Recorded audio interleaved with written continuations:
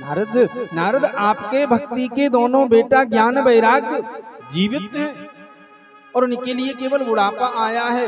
तो हम तो एक ही बात बोलेंगे, आप श्रीमद् भागवत कथा का इनके लिए वाचन करके इनको कथा श्रवण करा दो, इनका बुढ़ापा दूर हो जाएगा।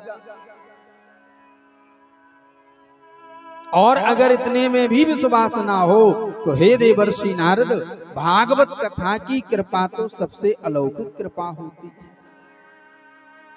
ईमान बा पाप कृतस्तु सर्वदा सदा दुराचारी रता विमार्गा क्रोधग्नि दग्धा कुटीलस्य कामिना सप्ताह यज्ञेन कलौ पुनन्ति ते। बाबा सनत कुमार कहते हैं, ये मानवा, जो मानव पाप कृतस्तु सर्वदा, जिस मानव ने जन्म से मरण तक पाप कर्म किए हो और ऐसे पापी व्यक्ति के लिए भी भागवत कथा सुना दी जाए तो उसका भी उद्धार है। फिर आगे सदा दुराचार्य रता विमार्गा, जो व्यक्ति सत्कर्म ना करके दुष्कृत कर्म करता रहा हो, ऐसे महाप्राणी पापी के लिए भी भागवत का सहारा मिल जाए तो उसका भी उद्धार हो जाता है। क्रोधग्नि दग्धा कुटीलस्य कामिना, जो व्यक्ति जन्म से मरण तक क्रोध रूपी अग्नि में जलता रहा हो, कुटिलस्य कामिना, जिसकी इच्छाएं कुटिल हो, जिसकी कामनाएं कुटिल हो, ऐसे कुटिल कामी व्यक्ति को भी अगर भागवत कथा सुना दी जाए तो उसका भी उद्धार हो जाता है। सप्ताह यज्ञेन कलौ पुनन्ति ते, सप्ताहिक कथा का सहारा दिलाओ, ज्ञान वैराग्य का बुढ़ापा दूर हो जाएगा। नारद ने जो ही श्लोक का शब्दार्थ श्रवण किया, नारद के मन में फिर से संशय हो गया। प्रेत पीड़ा विनाशी, मरे हुए व्यक्ति को भागवत कथा से मुक्ति कैसे? नारद जी कहने लगते हैं, अगर कोई जीवित व्यक्ति कथा सुने, हमें विश्वास है, हम ये बात मानते हैं कि उसका उद्धार होगा, लेकिन हे सनत कुमार, मरे हुए व्यक्ति को कैसे उद्धार मिलेगा? क्या कोई आपके पास में प्रमाण है? जो ही आज प्रमाण की बात हुई, एक छोटी सी कथा के लिए श्री सनत कुमारों ने नारद जी के लिए श्रवण करा। तुंगभद्रा तटे पूर्वम भूतपत्तन तमम यत्र वर्णा स्वधर्मेणा सत्य सत्कर्म तत्परा। सनत कुमार जी कहते हैं, नारद जी एक छोटा सा प्रसंग सुनाना चाहेंगे, उस प्रसंग को गौर से सुनना। तुंगभद्रा तटे पूर्वम, तुंगभद्रा तट के समीप एक ब्राह्मण देवता की नगरी रहती है, जिस नगरी में विप्र देवता का निवास रहता है। और नारद जी पता है वह ब्राह्मण देवता का नाम क्या रहता है? आत्मदेव उन ब्राह्मण का नाम रहता है। नारद जी, आत्मदेव ब्राह्मण की भार्या भी रहती हैं, जिनकी पत्नी का नाम धुंधली होता है। नारद जी, यथा नाम तथा गुण, आत्मदेव का जैसा नाम वैसे ही उनकी गुणवत्ता है। आत्मदेव कर्मकांडी ब्राह्मण है, वेदोक्त विधियों पर चलने वाले ब्राह्मण देवता हैं। वेद पुराणों का अनुकरण अनुसरण करते हुए अपनी जीविका का निर्वाहन किया करते हैं। सनत कुमार जी कहते हैं, नारद, आत्मदेव तो बढ़िया है,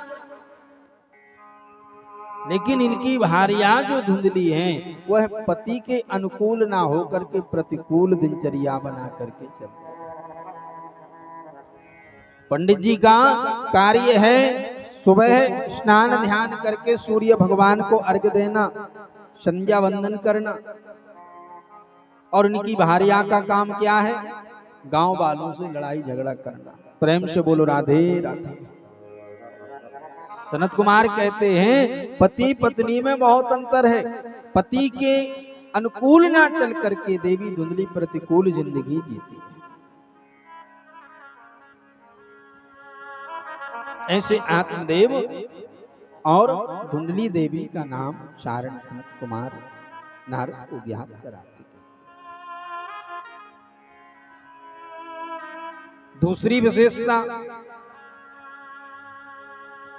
जिसने आत्मा में ही परम पिता परमात्मा का दर्शन करना प्रारंभ कर दिया वही आत्मदेव है। भगवान मंदिर में है, ये बात बिल्कुल सत्य है। लेकिन गोस्वामी तुलसीदास जी की जो चौपाई है, उस चौपाई का भी भाव हमें और आपको अपने जीवन में उतारना है।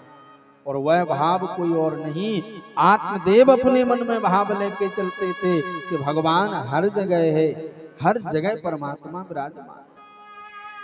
सिया राममय, सिया राममय सब जग जानी। ओ श्री राममय सब जग जानी। करहु प्रणामी जोरी जोग पानी। करहु प्रणामी जोरी जोग पानी। करहु प्रणाम जोरी जोग पानी। करहु प्रणामी जोरी जोग पानी। हरि व्यापक सर्वत्र समाना, हरि व्यापक सर्वत्र समाना। प्रेमित प्रकट होय में जाना, प्रेम से प्रकट होई में जाना। सिया राम मेरा सब जग जानी। ओ सिया राम मैं सभी जग जानी। करहु प्रणाम जोरी जोग पानी। करहु प्रणाम जोरी जोग पानी। श्री राम जय राम जय जय राम। ओ श्री राम जय राम जय जय राम। राम जय राम जय ओ श्री राम जय राम जय जय राम। राम जय राम जय जय राम। सिया राममय सब जग जानी। करहु प्रणाम जोरी जुग पानी। ये चौपाई हमें और आपको भी आती है, याद भी है, जानते भी हैं, लेकिन क्या सभी के हृदय में हम और आप भगवान को देखते हैं? नहीं, भाव ही नहीं बनाते। लेकिन सनत कुमार जी कह रहे नारद, जो आत्मदेव नाम के ब्राह्मण देवता हैं, उनका सबसे बढ़िया यही कार्य है, भगवान उनको हर जगह दिखाई देते हैं। यहाँ तक कि आत्मो देव अपने ही अंतःकरण में परम पिता को झांकते हैं कि हमारे अंदर भी भगवान विराजमान है। इतनी प्यारी दिनचर्या वाले विप्रदेव आत्मदेव होते। ये तो आत्मदेव की गुणवत्ता हो गई, धुंधली की गुणवत्ता पूछी गई, दिनचर्या पूछी गई। तो सनत कुमार जी कहते हैं नारद जी, मंदः सुमंद मतयो मंद भाग्या कृपा।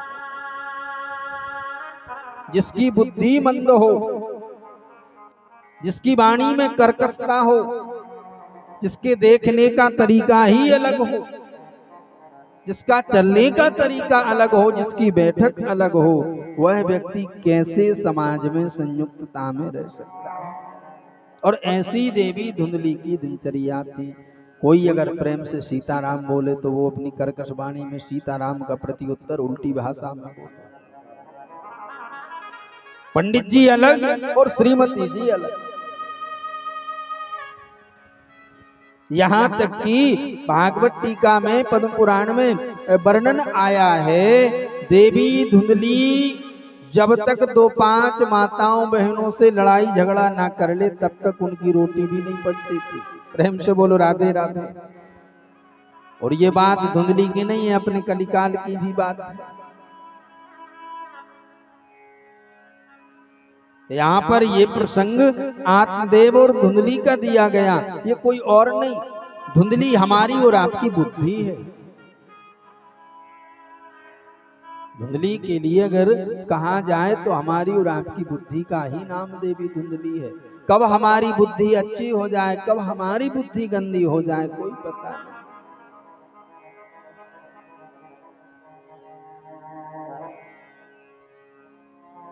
गांव वाली माताएं बहनें ये जानती थी कि हमारी ये जो ब्राह्मण देवता की श्रीमती धुंधली आएंगी, ये लड़ाई जरूर करेंगी।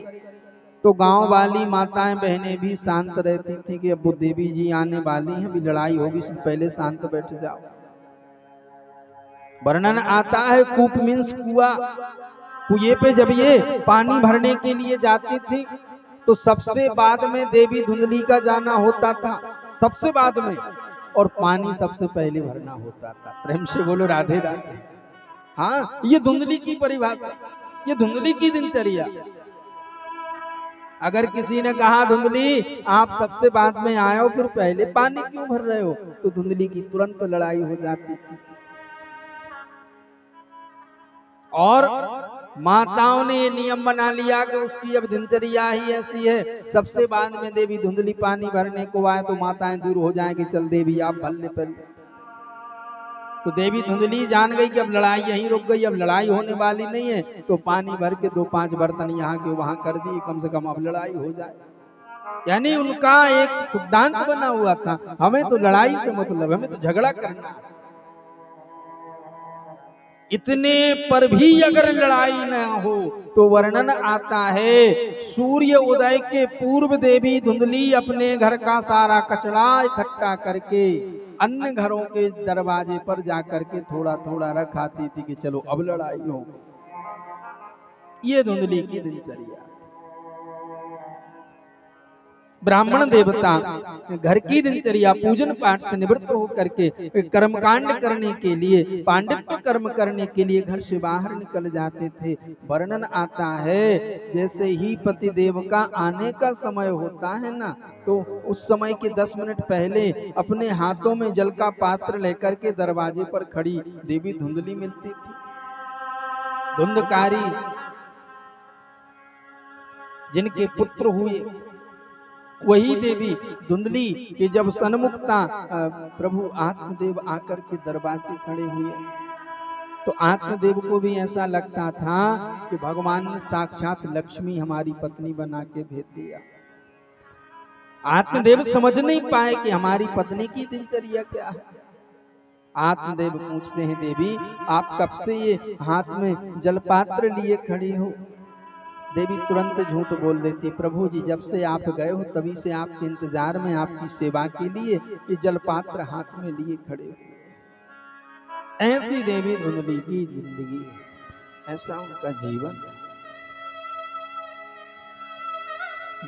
बाबा सनत कुमार कहते हैं नारद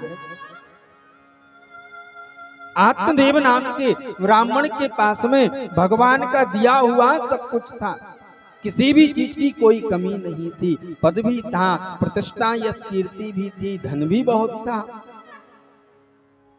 बस उनके जीवन में एक कमी बनी हुई थी जो कमी ग्रस्त आश्रम में नहीं होनी चाहिए। वह कमी क्या है? वह कमी ये है प्रभु आत्मदेव धुंधली निसंतान रहते। रहते, इनके पास में कोई संतान नहीं रहती।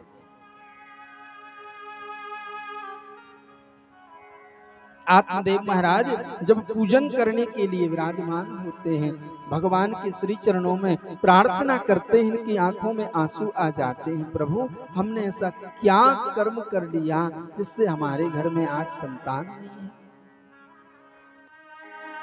हमने ऐसा कौन सा दुष्कृत कर्म कर दिया, हमारा ऐसा कौन सा कर्म बिगड़ गया जिस बिगड़े हुए कर्म का फल मुझे प्रभु आज दे रहे हो? प्रभु, अब तो कृपा कर दो, अब तो हमारे घर में कोई संतान दे दो। ऐसा भाव बना करके आत्मदेव भैया एक दिन नहीं, 2 दिन नहीं, प्रतिदिन परमपिता से अर्जी लगाया करते थे कि कब कृपा होगी, कब हमारे घर में संतान होगी। आज जब आत्मदेव संध्या वंदन करके परमपिता के चरणों में बैठ करके आग्रह करते हैं, निवेदन करते हैं, उसी समय वर्णन आता है उनके एक मित्र का आगमन हो जाता है। और ज्यों ही आत्मदेव के मित्र का आना हुआ, वह मित्र जय सिया राम, राधे श्याम, सीताराम बोलते हुए बाजू में बैठ जाते हैं। ब्राह्मण देवता, आप रुदन क्यों कर रहे हो, आप रो क्यों रहे हो? आत्मदेव मौन हो जाते हैं। आत्मदेव बताते नहीं है, क्यों? क्योंकि आत्मदेव जानते हैं संसारियों को अगर हम अपने दुख बताएंगे तो संसारी हास उपहास परिहास करेंगे, और वही दुख अगर जगत के पिता के पास दिया जाएगा तो वह जगत का पिता एक दृष्टि जरूर डालेगा। बार बार आज वह मित्र पूछता है, अरे आत्मदेव, आप हमारे इतने परम प्रिय मित्र हो, फिर आप अपने दुख का कारण क्यों नहीं बताते? आप इतने दुखी क्यों हो? आत्मदेव महाराज मौन हो जाते। बैठा बैठा वह मित्र बोलने लगता है, पंडित जी, बुरा ना मानो तो एक बात कहूं। हाँ कहिए। पंडित जी, एक बात हमें समझ में नहीं आती, हम आपके घर इतने वर्षों से आते हैं, आपके घर में जो गैया मैया है वह बांझ क्यों है? उसके पास कोई बछड़ा क्यों नहीं है? आत्मदेव की आंखों में फिर से आंसू आ जाते हैं। आत्मदेव कहते हैं, भैया क्षमा करना, सेवा तो गैया मैया की हम पूर्ण करते हैं, अभी तो मुझे नहीं पता मेरी गाय के पास में बछड़ा क्यों नहीं है। 2 मिनट मौन रहा वह मित्र। 2 मिनट बाद फिर बोलने लगता है, आत्मदेव जी, एक और बात दिमाग में आ रही है क्या? आपके घर में हम तुलसी मैया को देख रहे हैं, आपके घर में तुलसी माता हरी भरी क्यों नहीं रहती? आपके घर में तुलसी सूख क्यों जाती है? क्या आप जल नहीं देते? क्या गौरगिरी नहीं करते, सेवा नहीं करते? आत्मदेव रोते रोते बोलते, नहीं भैया, हर दिन हम जल दिया करते हैं, मुझे नहीं पता ये तुलसी सूख क्यों जाती है, हरी भरी क्यों नहीं।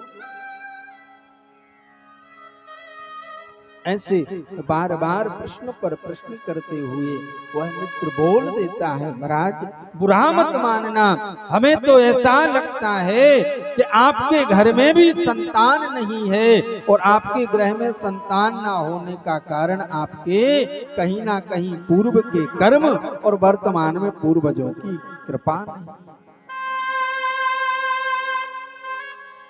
आज प्यारे, जब आत्मदेव ने यह शब्द श्रवण किया, आत्मदेव फूट फूट करके रोना चालू कर देता है।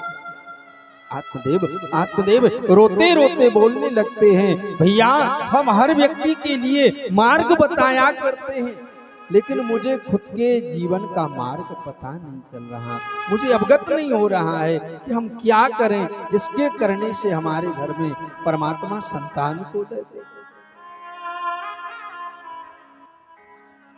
और यह बात प्यारे वेदोक्त विधियों में अगर दृष्टि डाली जाए तो पुराणों में स्पष्ट लिखा हुआ है, गृहस्थ आश्रम में बेटा बेटी का होना अति आवश्यक है। यहाँ तक कि शिव सूक्ति में, शिव महापुराण में वर्णन यहाँ तक कि आया है जिस घर में संतान ना हो वह घर घर नहीं कहलाता, वह घर प्यारे शमशान घाट के तुल्य वर्णन आता है, वह घर है ही नहीं।